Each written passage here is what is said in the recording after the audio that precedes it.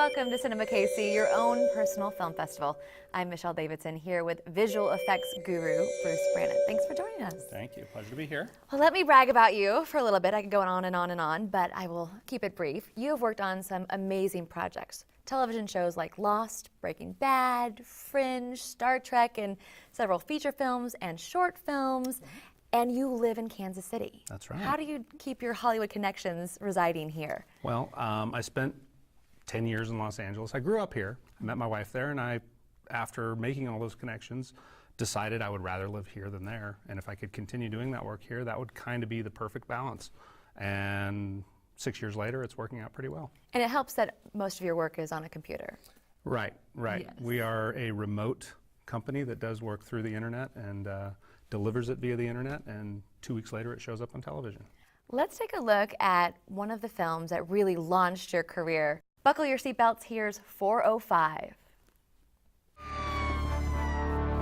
AM 117, come about to 175 and proceed to 3,000 feet. Roger that, LAX. We're not going to be able to make that approach. We're having trouble maintaining altitude.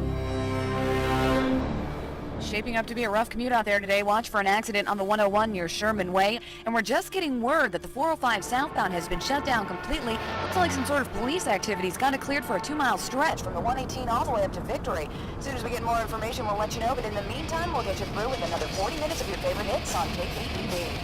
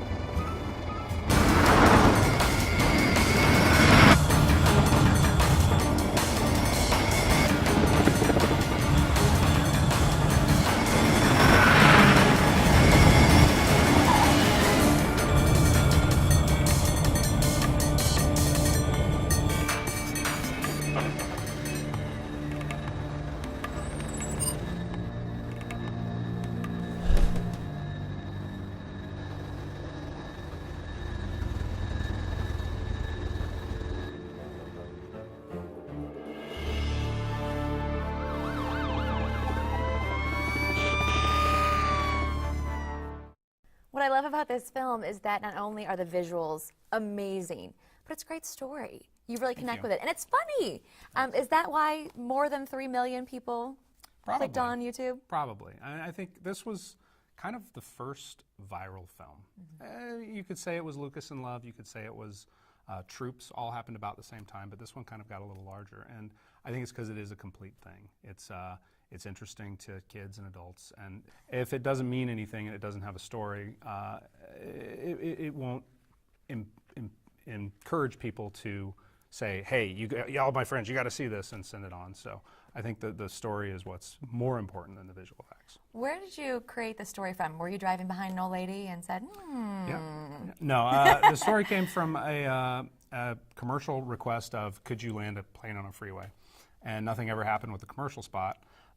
But the idea kind of stuck in my head, and I started thinking about it, and I decided to do a test of creating a freeway environment and an airplane, and just kind of see how it looks. And I brought it into work one day, showed my friend Jeremy, who later became my business partner after the success of 405, and we're like, we have to do something with this. So we kind of came up with the idea of the old woman as the complication, and the ending, and did that on a Thursday, tightened it up on a Friday, shot it on a Saturday and a Sunday, and had an edit done on a Monday.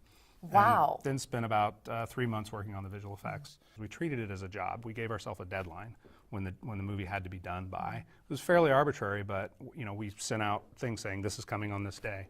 And otherwise, we probably would have just kept going and going. I know a lot of people who work on their own shorts, if they don't have that deadline, will not finish.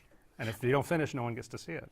And the attention from Today's Show, Good Morning America, all those shows came quickly. It did. It did. We put it online. We watched the numbers double almost every day. Was that so fun where you're like, okay, there's another one, there's another one, It there's was. another million? It was pretty crazy. It was pretty crazy. And by the end of like the second week, Roger Ebert was calling, and I was in Rolling Stone for this movie, which is like a little. It's like, Wow. whose dream is that? That's pretty amazing. Let's take a look at another one of your films, World Builder, right after this break.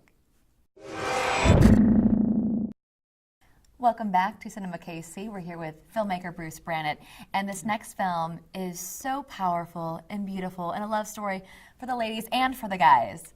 Here's World Builder.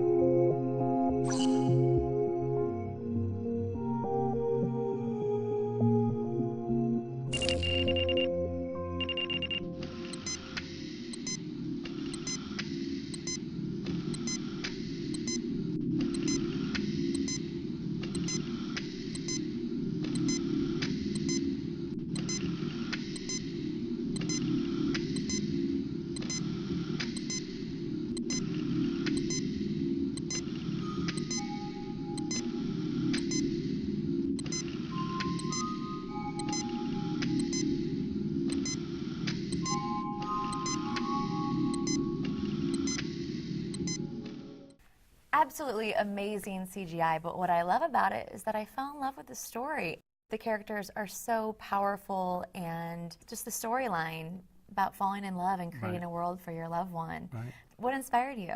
I had this idea of people building our reality a long time ago, and once I started using computer graphics tools, I'm like, these are kind of a more interesting tool than hammer and nails or any other way you could do it. So I kind of had this idea right after 405, and it was a project I kind of wanted to get into right next, but my partner and I couldn't quite agree on what next to do, so it wasn't until I moved back here to Kansas City in 2004 that I said, let's just do this. Let's just take some time and do this. That's about when the idea of making it a love story happened, when it was like, so he's not just building anyone's reality, it's a specific thing for this woman who for some reason can't participate in a reality as we would think of it. We're all world builders for those we love, right? Oh, that's sweet.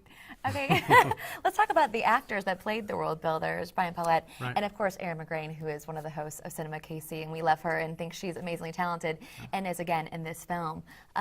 What was it like to direct actors on green screen? It's tricky. I mean, it's tricky. I think these two actors were exceptionally good. They just got it.